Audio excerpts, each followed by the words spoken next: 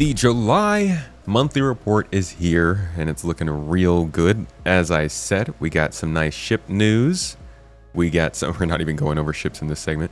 We got hacking, looting, quantum travel, flight model, radar and FPS radar, other types of core gameplay. They even talk about the inventory. I'm quite pleased with this monthly report just from skimming it, but this is my first full read through with you guys, so we will hit some surprises. I'll try to bring in some extra context and videos when it works. Otherwise, we'll just be getting distracted here and there. Starting off with AI content here. July saw the AI content team continue the ongoing initiatives mentioned in recent monthly reports, including the push on new combatant wildline sets, which will be completed following some integration work. The team also revisited shop behaviors to look for new opportunities to make the population feel more interactive. For example, leveraging the recent behavior found in medical stations, where NPCs voice their concerns about the regen crisis to add even more lore and flavor in. Okay, so people at shops are going to start actually saying stuff to us instead of, why does no one ever put stuff back where they took it from? Shut up, man. That guy is so annoying. He just stands behind the counter the whole time and bitches about how dirty his own shop is. That's your job, sir. I worked retail. I know. AI Tech also planned for several of their upcoming releases, outlining the required work and highlighting potential obstacles they will need support to overcome in order to deliver the intended experience. Alongside this, the team continued to support the mission and design teams in implementing additional comms calls into the game. Between the mission giver comms calls that are going on, which I've got opinions about the possibility that they're gonna relegate mission givers to just being a voice on the screen. I really hope that's not just how it's gonna be, but what we have seen this year, bringing in the voice comms, bringing in the NPC wildlines, having people actually have conversations. And I don't know about you guys, but I'm definitely noticing higher levels of NPC populations in city locations. The game's starting to actually feel more alive. And that's not quite the most important part of playability. I mean, if you take any game that you love and you strip out the NPCs and their conversations and the things that they're saying, it's so much worse when you do that. It feels so empty and abandoned and like just this empty. It feels like Sears, like walking into a Sears nowadays. No offense to Sears, all right. We'll still take a sponsorship if you guys want to work together. I love the fridges you sell, but it's just kind of not happening anymore. And I appreciate that the NPCs are starting to actually be more interactive in the game. AI features. In July, the AI features team continued to develop new creatures, including prototype gameplay for a boss fight. As part of this, new tech was created that makes this process faster and more iterative, providing a better toolkit for the designers by compartmentalizing behaviors and making them data-driven. In July, the AI features team continued to develop new features, including prototype gameplay for a boss fight. So this is not talking about the gigantic worm boy. Maybe it's talking about the Apex Valakar, but this could also be talking about the boss fight that they reportedly and rumorly have prepared for the third wing of these locations that they're putting in 4.3. They are going to have some form of possible monster and or creature-ish kind of thing able to be fought, I think, as a boss fight. So there's that sort of ultimatum of the actual dungeons that we're talking about. I'm wondering how scalable it'll be. Like, what kind of boss is it? And can you replicate that across different models and stuff? For human combat, the team fixed numerous... It's a funny sentence. The team fixed numerous smaller bugs and issues. They also added various Polish features. They're adding Polish features to Star Citizen now. I thought we were all everybody was British. Including close-range shove attacks that allows the AI to respond rapidly to the player or other NPCs getting too close. AI features then continued to tweak, refine, and bug fix perception and investigation when used by group behaviors. Group perception time is now used to determine how long a target has been out of range rather than the individuals. That makes sense. People talk to each other. The time before they time out, go into investigation, and return to idle was reduced too. So they'll just give up on us faster? That gives me Splinter Cell vibes. I would just disappear for 2 minutes and they'd suddenly think that the place was completely clear and their friends did not just die. Progress was also made on the AI weapon interface and dynamic condition weapons. For example, when weapons change from rapid fire to single fire when overheating. I don't actually know if I have any much stuff on this. If we have a bunch of weapons and stuff coming in and they actually overheat, then the NPC should be able to handle that. It's so funny to read these things and have, like, as we're going through this, we have actual reasons to understand why this stuff is getting worked on because we can see it in the game. Whereas in years past, I'd go through the AI, the different AI sections, and we're just kind of talking about, like, the things that, yes, we may have seen in some of their demonstrations in CitizenCon, but it was really hard to know if it was actually going into the game or not. This stuff makes sense to go into the game sometime soon. The team also prototyped tech for AI bounding Overwatch, which relates to NPCs coordinating to traverse cover when moving to an area. This required changes to the TPS system to enable AI to find cover positions near paths. Cool.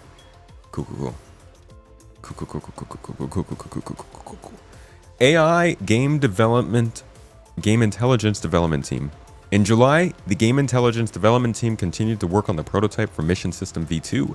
This involved moving node states in the graph and reflecting them in copy, paste, and undo. The streaming profiler was also elaborated on. The entity component update scheduler is a core system that determines what's in range and provides the fundamental proximity information for all streaming decisions. Furthermore, visual prototypes were developed for the density profiler, which pre-visualizes large scenes when there are too many entities. It includes a choice of pixel level and or volume level to quickly identify problematic areas. The team also continued to fix various small bugs and worked on feature requested and suggested by the game designers to improve StarScript. StarScript? You know, it's been a little while since we've done this. I used to do this every single stream, and by golly gee willikers, I bet people were getting real annoyed with it. So, StarScript is a new version of the system that they've been using to control AI logic, to control mission logic, to... wasn't it Apollo? Apollo Subsumption Editor? All I know is that if you look for subsumption, you'll find it. Little ugly little spaghetti flow graph. But this is like a gigantic if-then. Yeah, Maverick's got it. And what they can do here is they can plug in tasks and actions and things that happen when something else happens. And then an NPC will just go through the flowchart. But you can do the same thing with missions. There is a segment that we've seen recently where Elliot was going over the mission editor that they've built now with Jared. So this is kind of the new version of it. Obviously, it's not as, like, janky looking. It's a little more refined. That's what 4 years difference will do for you. You can see this is version 1.092, but this was 2 years ago. So they've probably made a decent amount of time since then, more progress. Generally, though, this is how they handle their mission logic. Now, any of you who are game devs in the chat for other companies, I would really be interested in hearing if you have your own version of this, or if maybe you've used a different game engine, Unity, Unreal, whatever they might be. Whatever that one is that they used for... I know Rage is another one. What is the engine that they used for Death Stranding? It's the... I think it's the same one they used for Horizon Zero Dawn. Decima. Yes. Except that one's, like, really expensive to use. Unity and Unreal is basically the ones most people get to try out in their living rooms. All right, let's move on to AI Tech team. AI Tech generally is working on stuff before passing it to AI features or content, who then puts it into the game. So they have some more interesting, maybe more abstract kind of stuff going on. AI Tech began the month improving navigation. For example, they fixed island connections for the planetary navigation mesh and made link improvements to navigation types and metrics. Flags can now be added to navigation cost areas to prevent NPCs from stopping within them, while updates to the tactical point system prevent points from generating in areas where NPCs are not allowed to stop. Ooh, yeah, we've got some video examples of this. It was not too long ago that they were testing out how AI would navigate hazard areas. And what they would do is they would give AI a specific amount of points that they could go through. They use the same system for when AI are engaging with you and shooting at you in a firefight. They'll basically say every AI has a certain amount of points that they can expend by shooting bullets.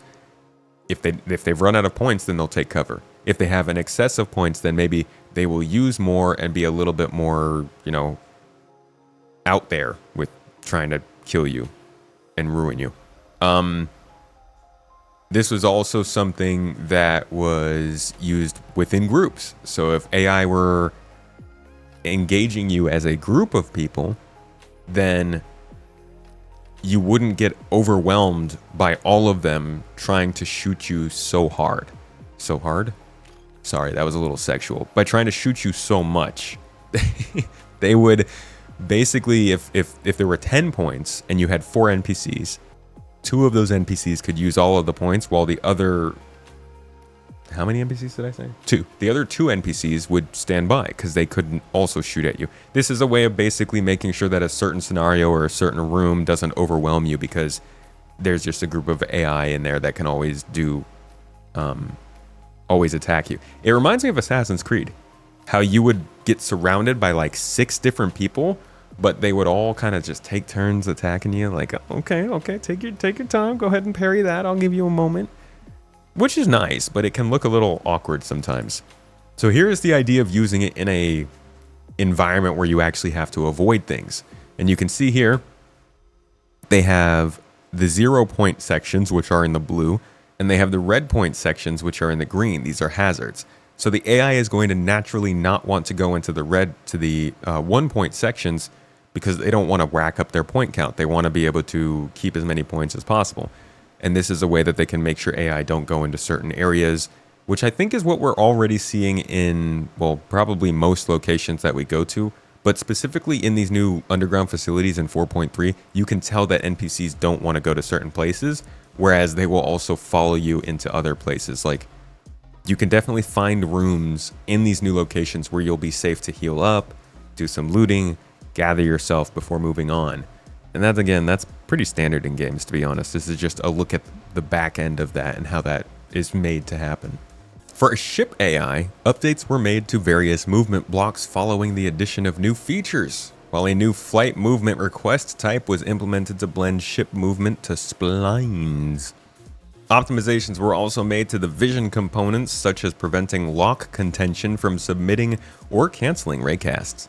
Dude, I hate lock contentions. They always mess them with my raycasts on a Saturday night.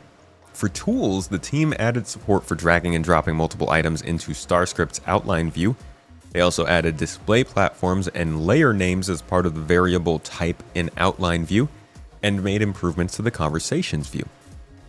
New functionality was also added to the flow graph to let designers mark which subsumption global function Subsumption, what's your global function?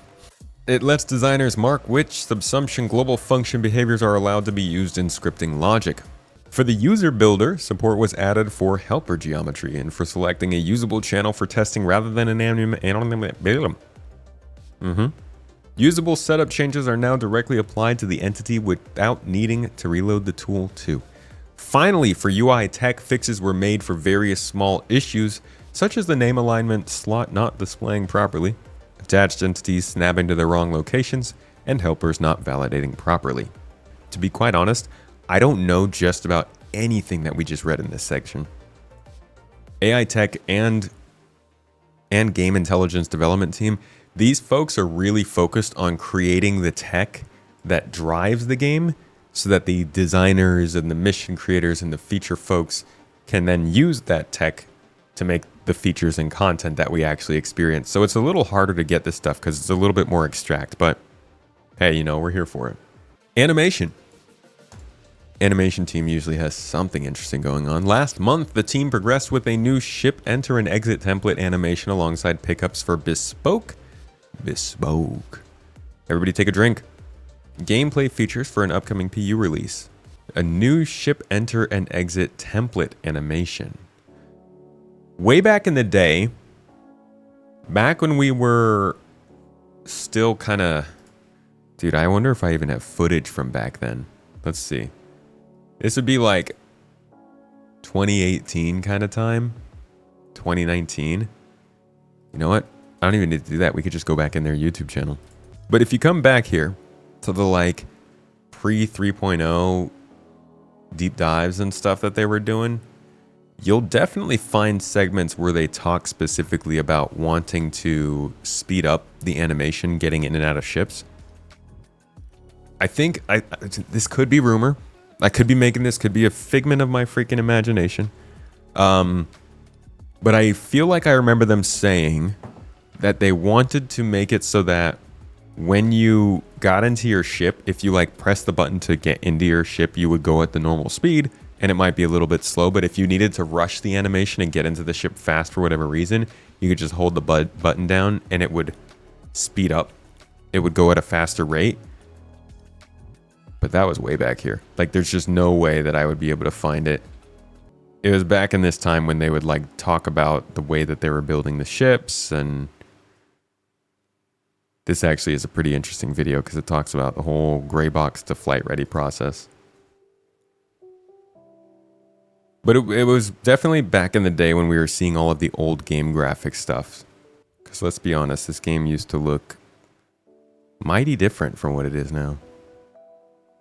All right, continuing on with animation. The facial animation team processed content from June's performance capture shoot, including several new mission givers and a mini boss. They then worked alongside narrative to create and finalize animations for various TV broadcast characters that will populate the verse, including James Harriman. So they're working hard with the narrative team. And narrative's also working pretty hard on introducing a lot of stuff to the game. One of the things that I am appreciating is how consistently they are going through, let's see. They're going through their 1.0 panels. So we just saw Hawkrow Agency come in with 4.3. This is a new faction filling out the Mercenary Guild. Foxwell Enforcement got kind of a big boost at the beginning of this year. So they're starting to show up a lot more in the game. Obviously, we know Citizens for Prosperity from the 4.0 stuff. North Rock was already in the game. And Eckhart Security is getting some updates too with some pyro missions and some stuff linked to the underground facilities. And then moving back, we also see High Point Wilderness Specialists. They've started to give out a couple of missions here and there in the game. Rayari Inc. has also started to file in.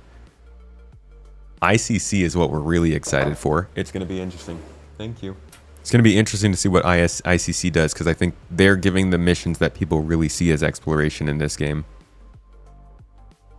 Moving on, none of these are really, they haven't really gotten to the Sports Federation yet, which I think if they did, people would be like, why are you doing sports?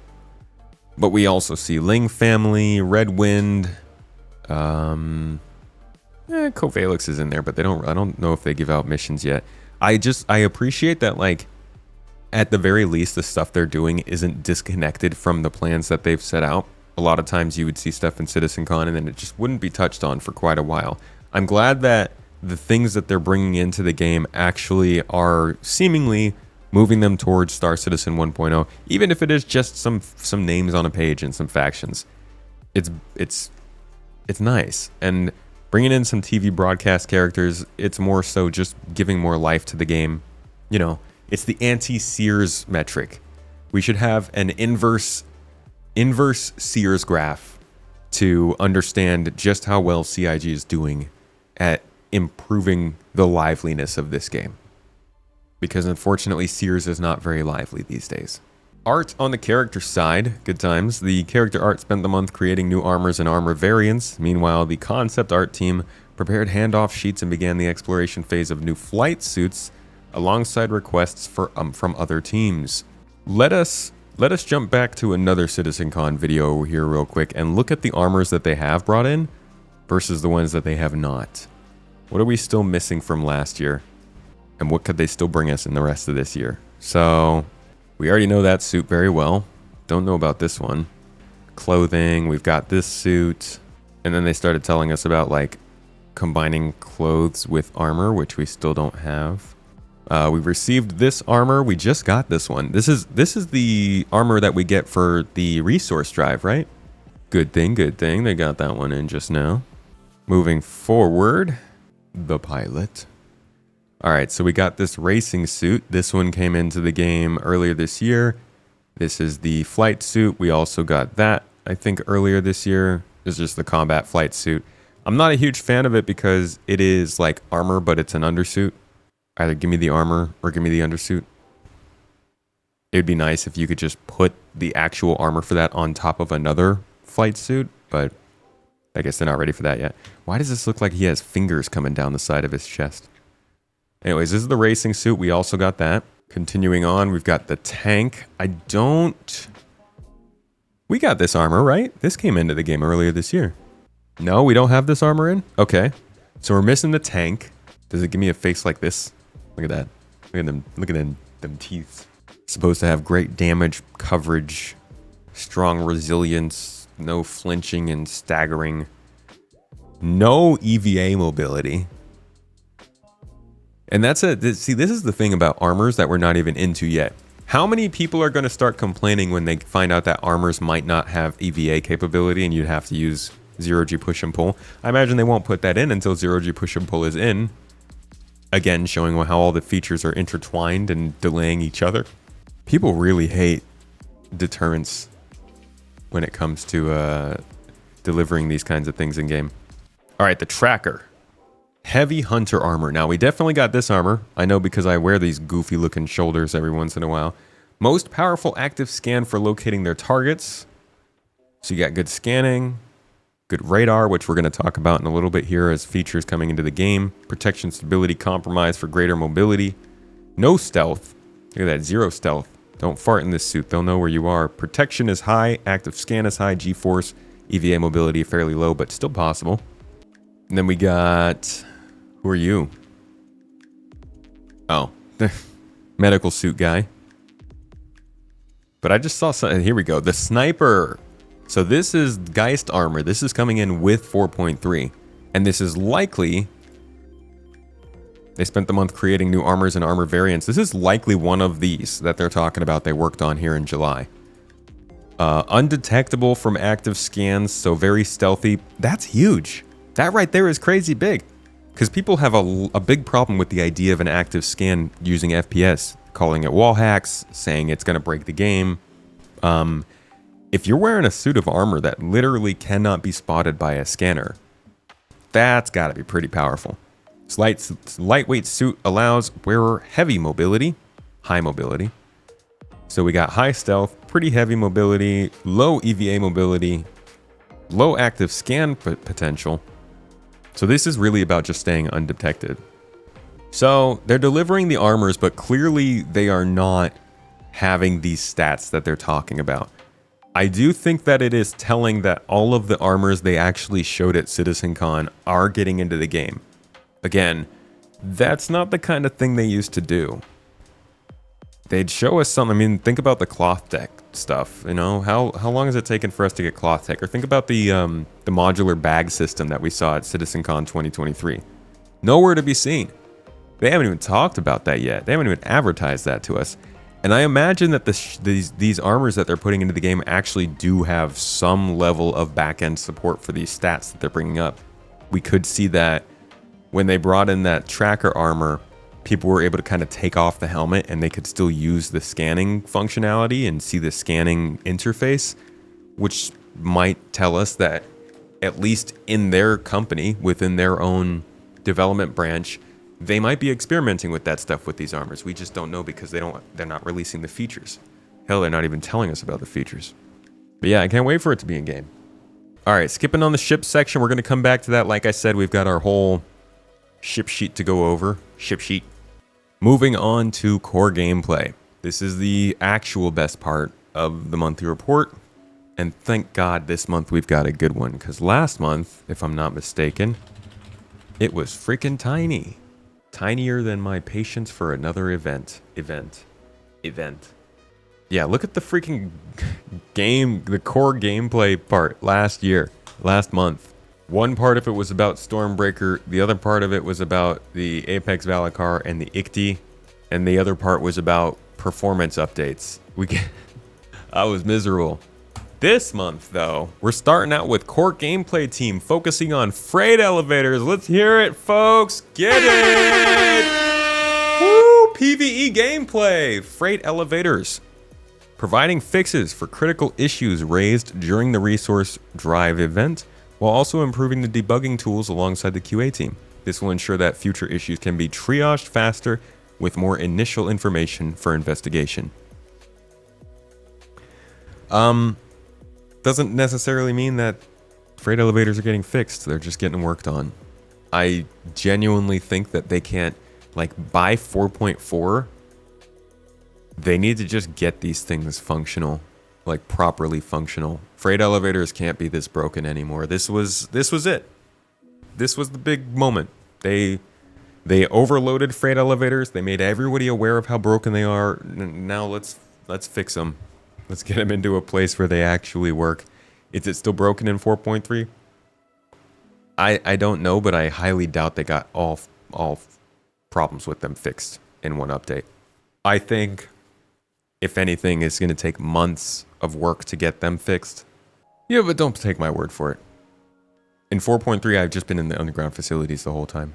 Work was also done alongside online technology on contract generation and how missions utilize locations, both in terms of finding and reserving to prevent them from becoming overrun. Immediate fixes were implemented and several future improvements were planned. This is, I think, what they were talking about for 4.3. Just allowing missions to be found and reserved differently based on player location and stuff. But it does sound like plenty of people are still being routed to the same places. So I'm not sure if I just don't know if this is actually having a huge effect on 4.3. It does sound like they're having immediate fixes brought in, which is probably what we're seeing in 4.3, but they're also bringing in some other stuff later, which is good. Core gameplay also improved the spawning flow to allow for another attempt of players spawning directly into their personal hangars instead of their home location hab. This work also paves the way for allowing players to spawn where they were within reason. Okay. That's a big sentence. That takes us back to a statement that was made about a year and 4 months ago, I want to say. We've seen a hot take about bed logging not fitting the vision of what Star Citizen is going to be. Care to elaborate on what you're thinking about doing with bed logging and how logging in and out will look in the future? Is there This kind of triggered me, not gonna lie. change to bed logging? Did I miss something? I'm not sure what that hot take is, but we're definitely in favor of bed logging. In fact, in the future, we plan to give the player buffs for getting a good night's sleep in bed, and have that be part of the game loop. But we don't want to limit the player to that. It's like having a bed shouldn't be a requirement to log out of the game. Okay, that right there, that's a change from like a lot of the communication over the years, but we'll keep going. In fact, in the future, we want, no matter where you log out, that's where you log back in. You have all the same missions, like we want your place in the universe to be persistent no matter where you log out. And that is where this statement comes from. This work also paves the way for allowing players to spawn where they were within reason. Within reason's carrying some weight there. We don't know quite what that means, but the idea that they're now in this place where they're like, yeah, we want you to just be able to log out and log in anywhere is only starting with the hangars. For a lot of people, that's great. That's a good news. People want to be able to log out and log in anywhere.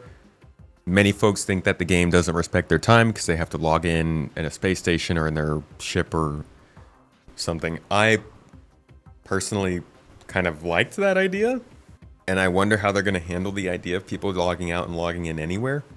Maybe they'll leave a physical representation of you when you do log out, so you can't just log back in and surprise people, but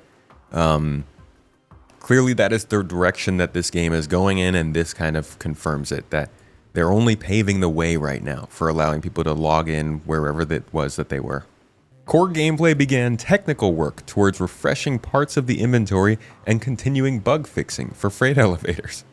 They just want to stick in another thing about freight elevators here. For crafting, oh boy, There's the C word. And no, I don't mean, what's another C word people are excited for? Moist. For crafting, the team continued reevaluating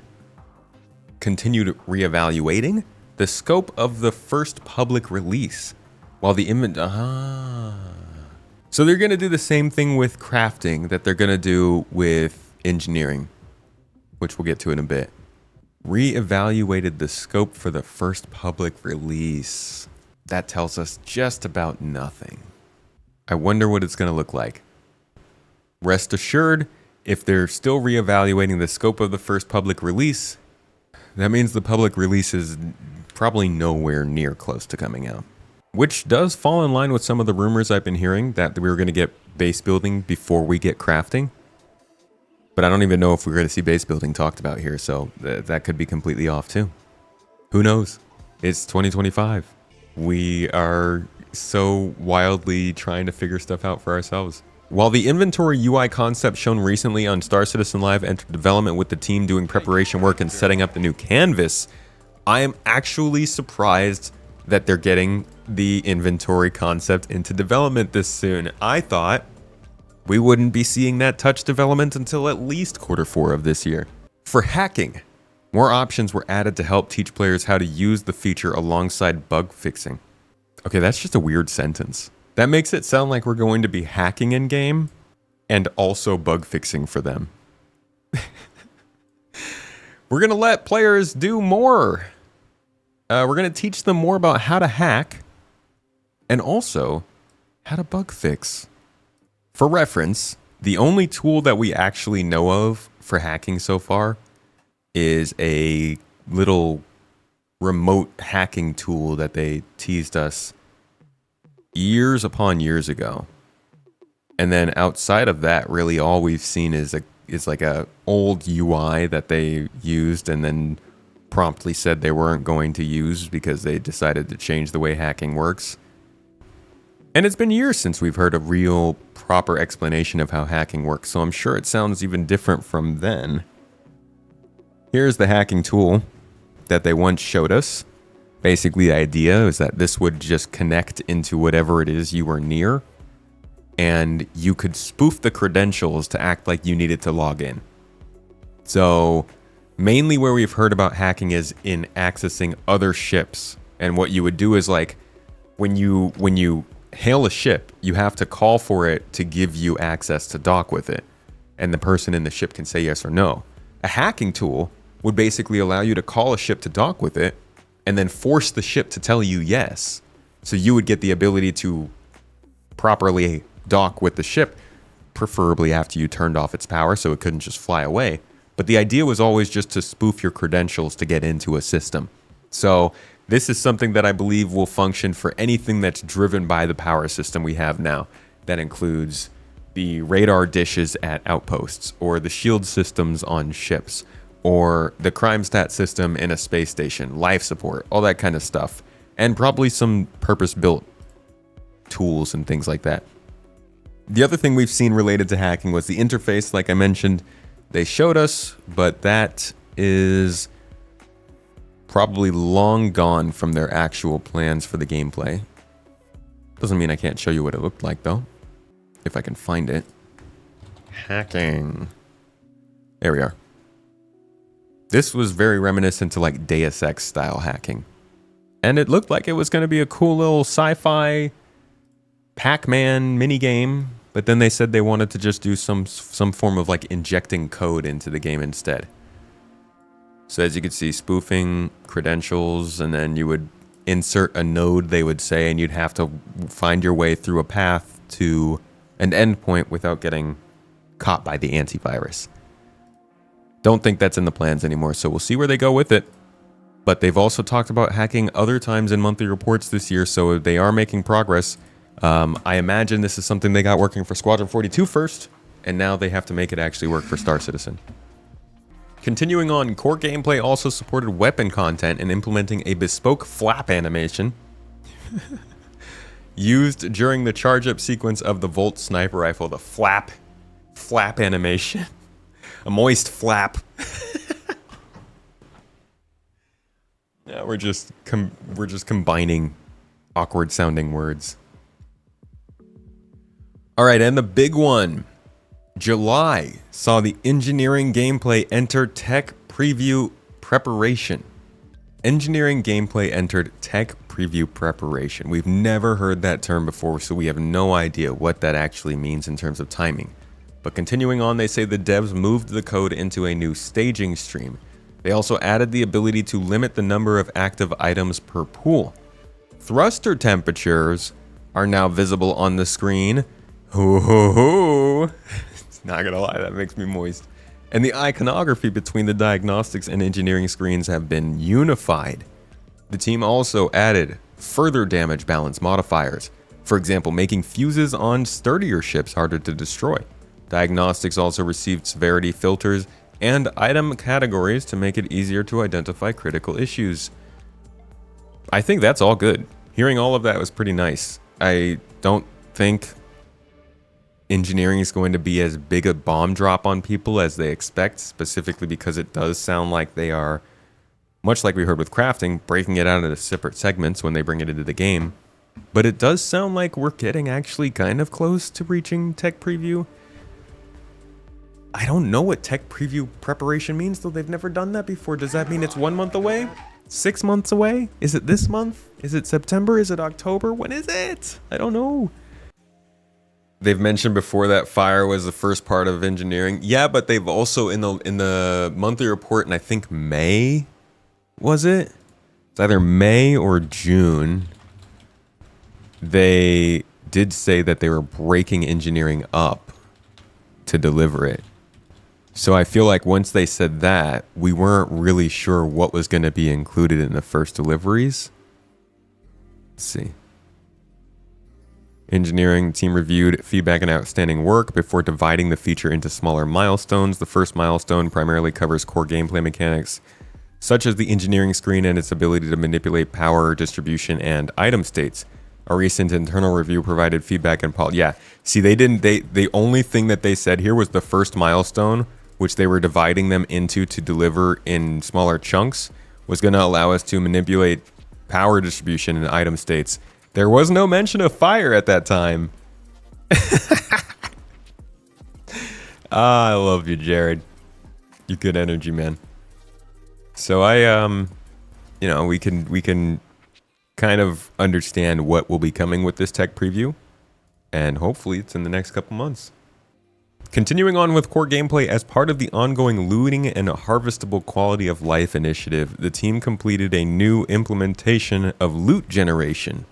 So they're working on a new loot generation system. This system is twice as fast as the previous version and includes better controls for the designers alongside improved debug tools.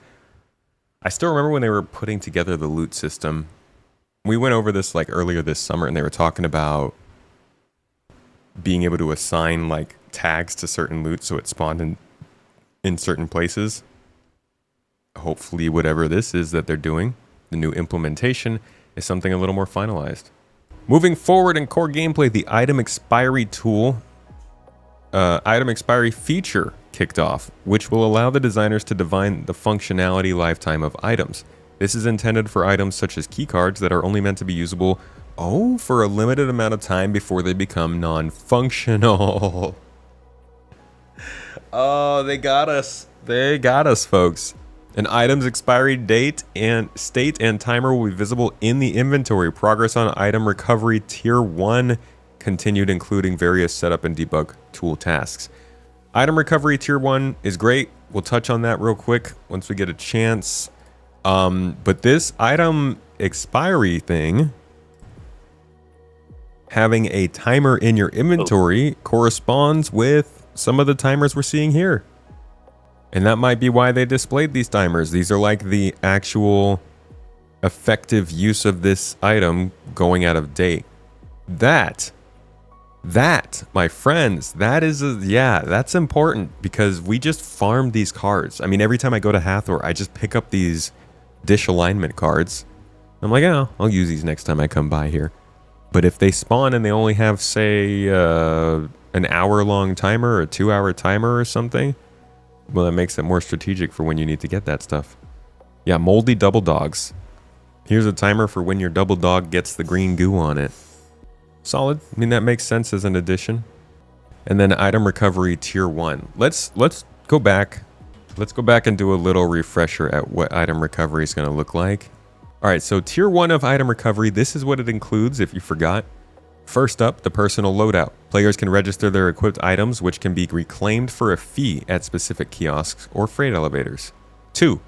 Ships and interiors. Ships, along with their loadouts, decorations, and locker contents, can also be registered. They can then be claimed in the state they were previously registered at ASOP terminals for a price. Honestly, this is actually getting pretty deep into the value of maintaining your items and making sure you don't lose them. The next one, looting and bricked items. Once an item is looted, so you will be able to loot items off players again, it remains usable until the original owner reclaims it or marks it as stolen. At that point, a dead man's switch is activated, meaning it will cease to function after a period of time. That's going to be the new thing that people are complaining about, and it will indeed be annoying until they bring in the tier 2, where an item can be dismantled for crafting materials, but I guess that won't happen until we have crafting. But it does allow for things to not be duped, obviously, which is the big thing they're probably trying to avoid. 4. While a looted and or stolen bricked item is no longer usable, you can still sell the item for credits, so there's still reason to loot those things even if somebody does claim it as stolen. 5. Pledge items are auto-registered and will never lose their registration status. They can always be claimed back even if they were not manually registered. So they're really, this item recovery tier 1 is, as they say here, a focus on registering things. It's building the ownership system, which is so freaking important in this game and is so lacking in this game right now. Being able to actually know where something is supposed to be as opposed to being stolen and registered as being stolen, as opposed to just like somebody picking it up and walking around with it and suddenly it's theirs. And if you go back to the Star Citizen 1.0 panel, they go into quite a bit of detail here in terms of how this works with recovering things. Let me see. Transferable warranties, insurance and warranty, death of spaceman, tax insurance, core progression. Is it up here? Ship piracy. Listen to this. This means if someone explore what options ownership, all ships and high-value items that you own will automatically be assigned to you. This means if someone steals your ship, you can mark it as stolen, either via an insurance claim or in your Mobi. This will then trigger a dead man switch on the stolen ship, meaning it will cease to function after a period of time. Again, I'm just grateful that they're actually developing and working on the stuff they talked about at CitizenCon last year. But what options does this leave as a pirate? Well, you can still salvage it. You can tow it back to your fabrication hangar to dismantle it for resources. Or if you have a high enough rep with the council, our criminal guild, you can get the dead man switch disabled and pay for a new title deed to become its new owner.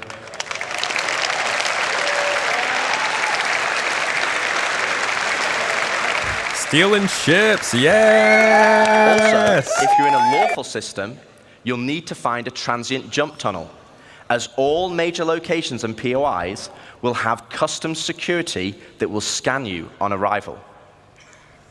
Okay. They actually, I don't even know if the security is back around space stations. They talked about it in the, I think 4.2.1.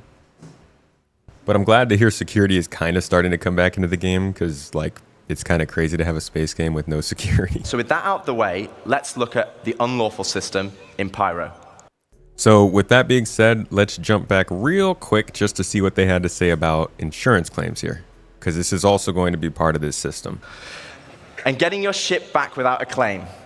Well, we want claim timers to be proportional to the crafting timers.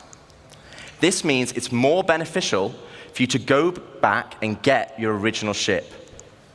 For this, we're going to be introducing a shuttle ship, just like a courtesy car. Yeah!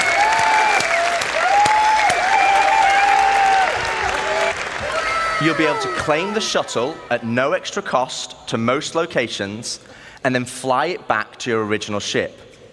Once back in your ship, the shuttle will automatically return home. Yeah! If your ship has been legitimately lost, though, then you'll need to claim it back. And as we'll be increasing claim timers, this will mean some ships will take longer than others. With starter or small ships always being readily available, and larger capital-sized ships taking a long time. So it's always better to try and get your ship back if possible. Okay, so we've talked about... Okay, so that's about ships, and I see a question in chat. So is it just for ships or items too? I'm not entirely sure how deep they're going to go with the insurance when it comes to items, but when we're talking about recovery here, or T1, this is, most people are thinking in terms of items. This is going to be something that's introduced with the ability to register your gear and ships at kiosks or ASOP terminals. So I think there's going to be insurance for all this stuff. That's going to be one of the big money sinks of the game. Paying for the insurance so you can get these things back when you want them. However, you also will brick the items when somebody has stolen it and all that jazz. We as players on the outside aren't going to understand this until we get hands-on. This is literally the shortest explanation they could probably make of this system without getting long in the tooth and over explanatory.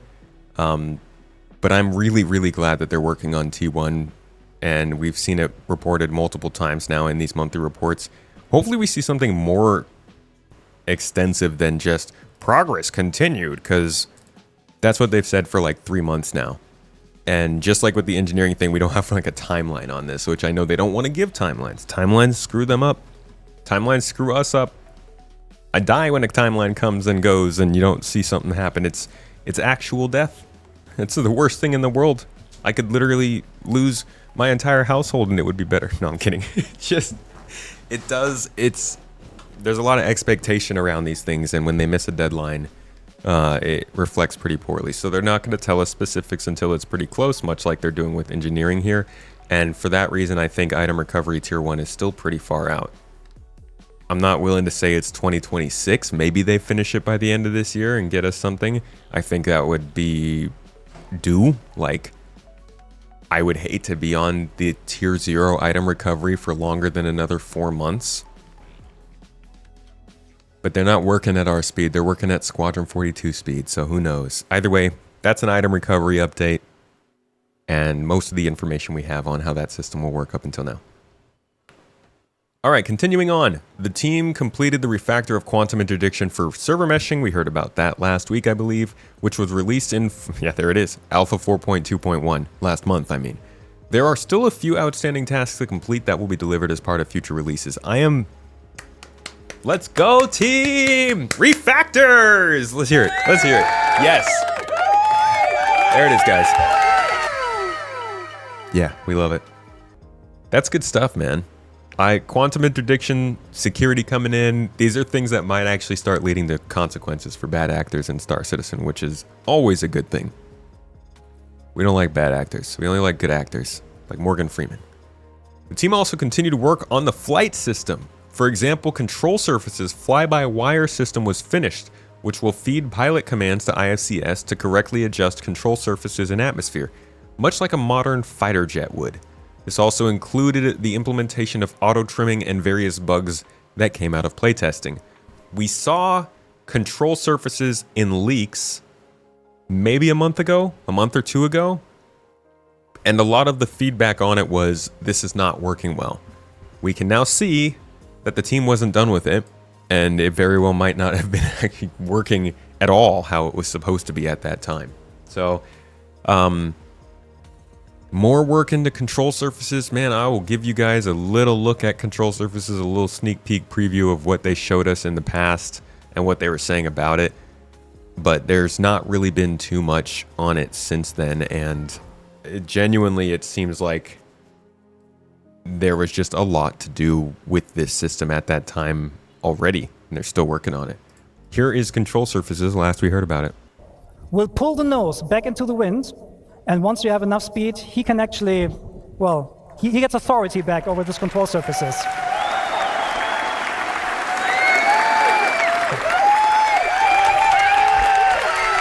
That means for you as players, what you can actually do, you can do aero braking, you can do pure gliding if you want to. You can even do like competitions like, I don't know, like drop ships out of orbit and then see how far they glide. This is all possible with a new system. So let's talk about the problem, how do you come to a stop now? To come to a stop with the new system, you need to purposefully put the ship into a stall. But don't worry, when we don't have the thrusters disconnected, IFCS will help you. So you're gonna bring down the speed more and more until you're reaching stall speed, which is about now. And then the thrusters will kick in and catch you. That means, however, you are now in a state that the thrusters don't like, right? So at the moment we have turned this up, but in the future you will not be able to hold this for long. So now that's why I was talking about this mention here. Thruster temperatures are now visible on screen, because that's going to become important when you start trying to hover in atmosphere without flying, because control surfaces aren't going to keep you up if you bring your ship to a halt. That's not something they showed off in this demo, but that's something I'm incredibly excited to see, because that suddenly makes VTOL ships, Prospector, your C1 Spirit, your Valkyrie, your Asgard, your Fortune, any ship with VTOL thrusters suddenly becomes so much more useful in atmosphere than other ships. And I think that's what makes having a bunch of spaceships actually matter, is some of them have more benefits for different reasons over others. Brand, for example, now from a hover, strafe is left, more left, more left, more left. The wind flow again pulls the ship over, and you go forward again.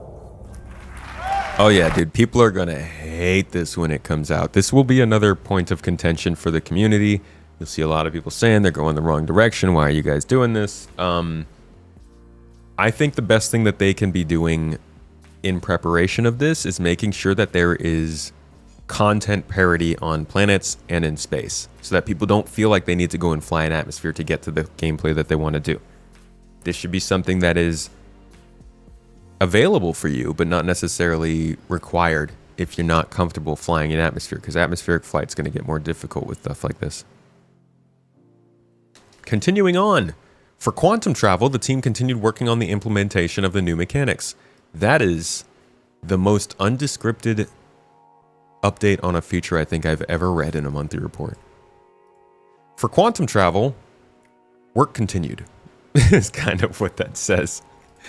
FPS radar and scanning saw additional progress through July, with further improvements allowing the designers to define custom scan data. AI can now react to being scanned and respond accordingly. Players will also be able to identify if enemy NPCs have a radar equipped and could perceive the player's scanning. Ooh. Offensive and defensive scanning potential. This kind of falls in line with their whole Delta signatures thing. Like maybe if an NPC turns on their radar, you get a Delta signature, so you know they're actively scanning your ship, and you make calls based on that. I can't wait for the point at which we're not shooting each other to get the upper hand, but we're scanning each other to get the upper hand, and understanding what the capabilities or what the inclusions of the ship you're opposite of are. Dude, this is like, oh god. Even if I only ever encounter NPCs doing this stuff, this is actually the dream of what I want from a space game. The strategic understanding of the situation you're in and having the time to make the call based on that info you get. Ooh, wait. Yeah, I like that. That's good stuff. That deserves a grunt birthday party. Let's hear it. Yeah. Scanning progress. Doesn't mean it's coming to the game anytime soon, which is the most annoying part, and I think probably the bane of all of our existence in 2025. But, like I said, the core gameplay part of this monthly report is usually the most exciting. It's nice to hear about. The ongoing transport refactor continued with additional work for dynamic destinations such as instanced hangars. Core gameplay also supported the content teams in delivering the recent resource drive and escort missions. Cool. The escort missions are the first time we're ever seeing spawn closets for NPC ships. I was just watching The Captain's Table. Love that podcast. Go check it out. Very good show. I was just watching that the other day, and Paul mentioned that we don't have spawn closets for NPC ships. And I realized this is the first time we do. We talked about this when we tried the mission on stream a couple weeks ago. This might actually be them testing out the ability to spawn NPC ships. They're so close. We're getting ships that spawn in a hangar, the hangar doors open, they take off, they fly out for a bit, and then they quantum travel away. That's all we need. We need that times like 10 at every space station, and then suddenly we have NPC ship traffic. Throw in a little ATC here and there, maybe a pirate attack once or twice with some security backing them up, and boom, dude, we've got a populated, actually bustling space environment in Star Citizen, which is so far. Can I just show you guys how long ago they were trying to... I don't even think I have the footage for this. It's gonna be a long time ago. Let's see. Splines, would it come up from that? There was a time when they mentioned AI using these landing splines to take off and land on planets and fly up into orbit, and this would be like the way that we would see NPC traffic coming and going from cities. And it would be cool because ships are cool to see flying. But this was probably like 2019 that they were talking about it, 2018. And it has been longer than it takes for me to learn about a new game, see the game release, play through that game, and then drop it for a new game, and we still haven't seen that feature come into the game. So if they can actually get it functioning in the game consistently, like with these escort missions, and they can apply some narrative to it, any little bit of narrative to it, that's a big change for the game, in my opinion. Now, I have this footage. This is just them showing NPCs taking off and landing from locations. This is 2022. And, okay, cool. NPCs can land, but it didn't really give us a sense of them actually flying out to orbit or anything like that. But this might be the only footage I actually have showing this kind of stuff off. So they've done a lot of experimenting with this, but yeah, like Hustle said, we also need the server power for it. And it does look like they're bolstering the server power in Stanton. They're now running it with, I think, 7 servers. And they're running Pyro with 3. So they are showing that they're going to need to add more servers to these star systems, at least until they can optimize the game more in order to have these sorts of things happening. For the upcoming August release, that's 4.3, Core Gameplay worked with the content teams to expose more controls for item rewards. Additional support for the mechanics of an upcoming creature was also provided. They're talking about creatures quite a bit here. Something new coming, I hope. The team then invested time in addressing critical issues preventing the usage of drop-off lockers that are required for an upcoming set of missions. Various bugs, edge cases, and exploits were also addressed. I'm just happy to hear that there's another upcoming set of events. Sorry. New events are coming to the game. This is good for everybody, in my opinion. Alright, economy team. What's going on with the economy? The economy team is currently analyzing their recent community poll. We would like to thank everybody for the extremely useful feedback that you provided. Your answers will help us better prioritize our focus for the next few months. Let me see if I can find that. Here we go. Economy feedback survey. Okay, I guess I've been logged out of all browsers. See if anybody posted the options on here. I don't see. I think I answered this poll. There's just been so much happening this summer that it's hard to keep up. Yeah, I guess it's going to be gone. Well, they put out an economy poll. It looks like people were unhappy with the choices there. But, you know, that's how it goes. They also reviewed engagement metrics for the new content introduced this year, with the aim of balancing it in a way that's both fun and fair. As an ongoing effort to make the game more accessible, the team are adding the ammunition used by most FPS weapons to a significant number of shops. I've been appreciating that, like, if a weapon comes into the game, I can go to an FPS shop and the ammo is actually available. Now players should be able to find the ammo of their favorite weapons more easily. However, ammo for the more special weapons will remain exclusive. I'm assuming that means like the railgun and other power weapons, because I found the various Volt weapons, for instance, which I think are the most special weapons we've gotten in a while. I find their ammo in the shops pretty regularly. The economy entry really feels like they're saying we are working on figuring out what an economy in a video game is, and it's a little disheartening. I'm really hoping they have more done and are not just communicating their progress well. You know what would be interesting is to hear where the economy team came from in terms of what companies they used to work at. Because there are, I mean, let's take Tony Zurvik, for instance. He was a big part of the Ultima 7 team, I think. Ultima 7 development team. Yeah, he worked on the Ultima 7 AI systems. And from what I've heard, they had some good AI systems and economy in that game. Now, Tony Zurvik isn't working for Star Citizen anymore. He's moved on to his own things, and he's just kind of emeritus at CIG. But the people who worked on the economy team under him are still there, and they're still working on the same fundamentals that were set up. It would be nice to be able to see the games that they've worked on before and be like, oh yeah, you know, clearly they know what they're doing. Because like you said, even if this update feels like they're saying they're trying to figure out what an economy is in a video game, if you can see the economies they worked on previously, that could probably let you rest a little easier that despite what the updates might feel like or sound like, they still have something going on, that they know what they're doing.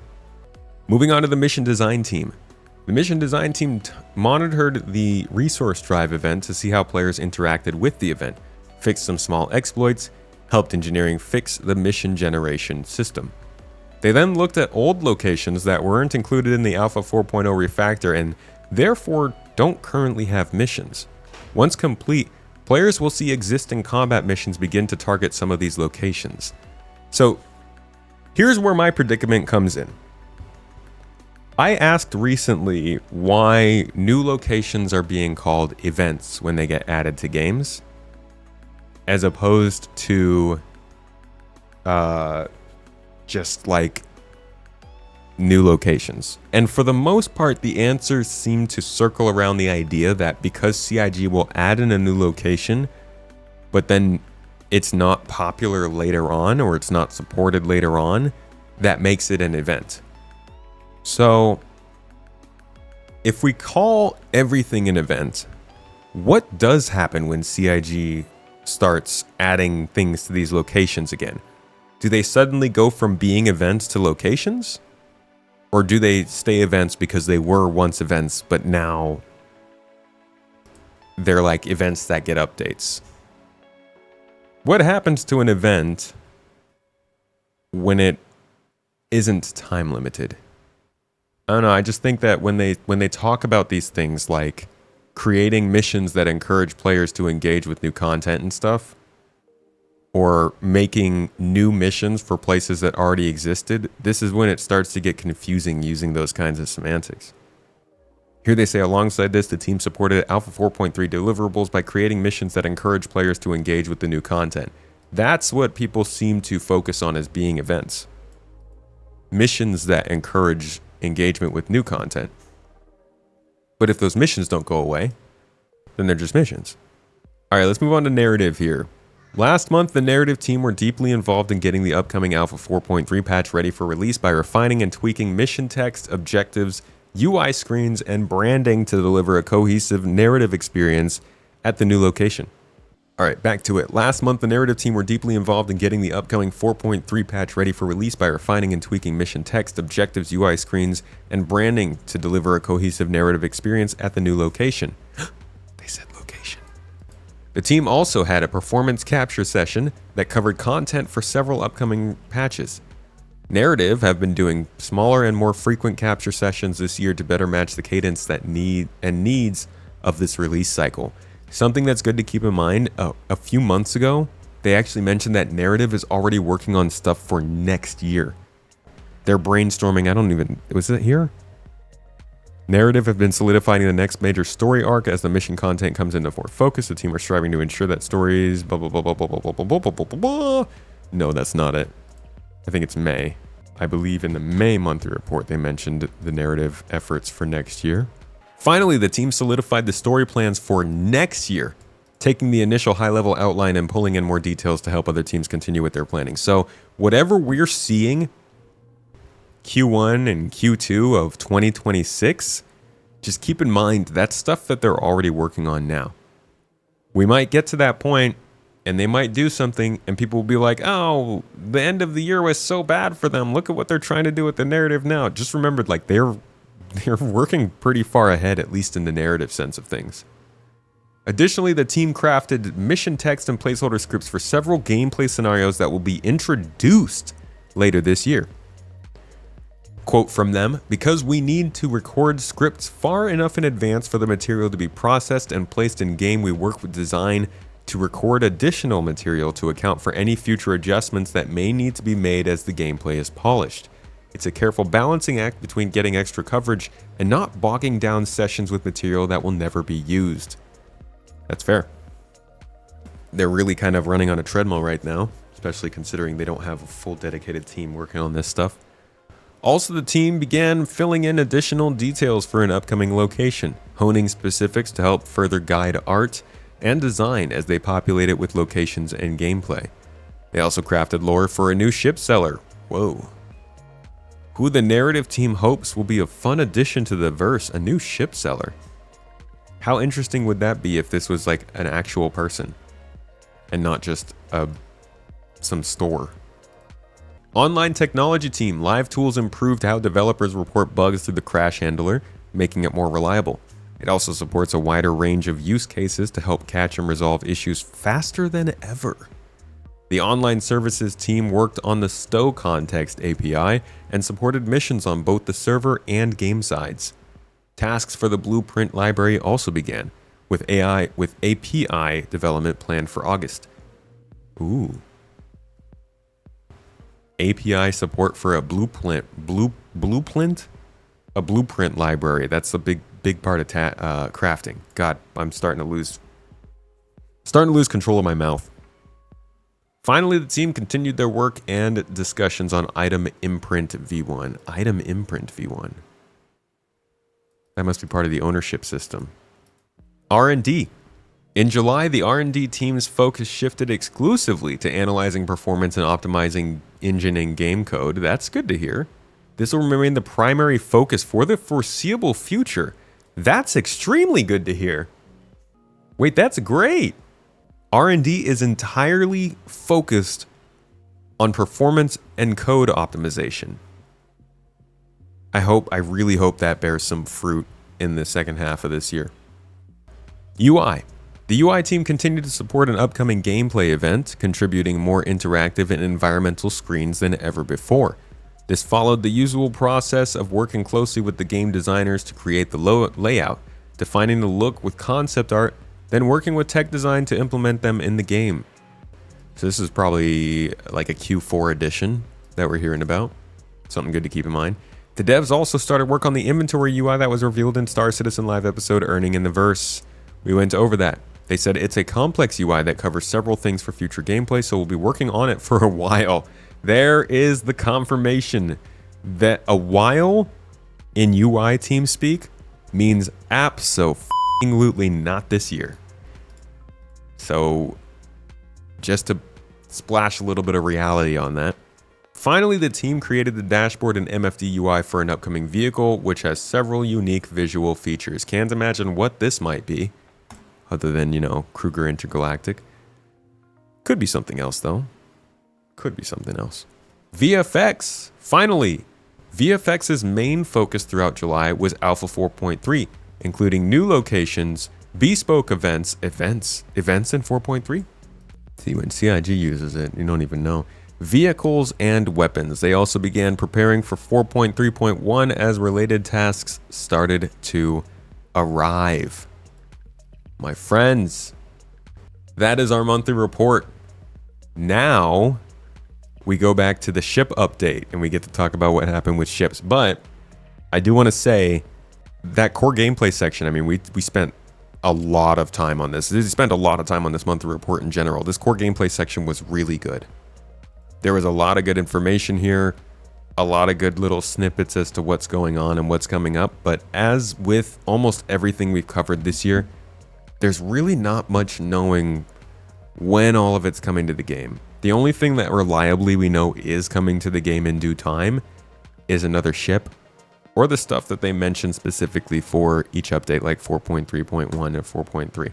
So as much as it's great that we still have this vestige of a look into the development of the features for Star Citizen and all of that stuff, it still is the year of questions, the year of whens, even more so than previous years, because the roadmap is only 1 quarter long. The progress tracker is supposed to get updated next year, but I don't know how reliable that's going to be either. And ISC is not showing future feature development anymore. So I'm glad to have been able to go over this with you. I hope you got some good information from this. Maybe it ballooned your hype.